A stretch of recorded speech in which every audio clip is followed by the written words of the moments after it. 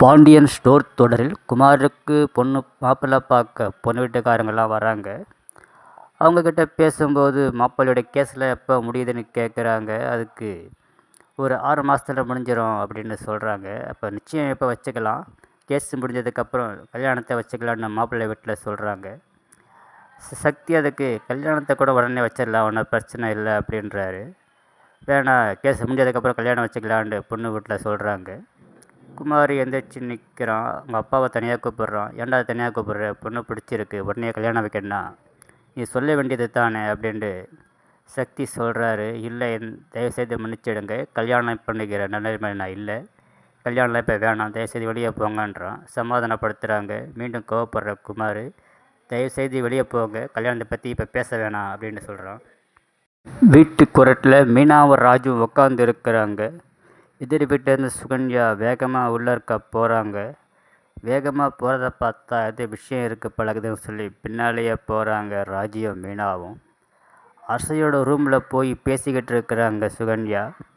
எதிர் வீட்டு நடந்த சம்பவத்தை பற்றி பேசுகிறாங்க. வேகமாக உள்ளே வராங்க ராஜுவும் மீனாவும். எதுக்கு எதிர் வீட்டில் நடந்ததை பற்றி இங்கே பேசுகிறீங்க அப்படின்னு கேட்குறாங்க.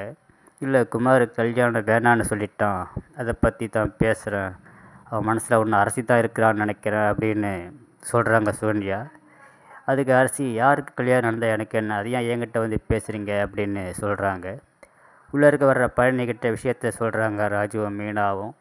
கோபப்படுறாரு பழனி. சுகன்யாவை எச்சரிக்கிறாரு. எதுக்கு உனக்கு தேவையில்லாத வேலை, இந்த வீட்டில் உள்ளவங்க ஏற்கனவே பிரச்சனையில் இருந்தாங்க, இப்போ தான் ஒரு மாதிரி இருக்கிறாங்க, தொடர்ந்து இதுமாதிரி பிரச்சனை பண்ணால் அடுத்து என்ன நடக்குன்னு தெரியாதுன்னு சுகன்யாவை கண்டிக்கிறாரு.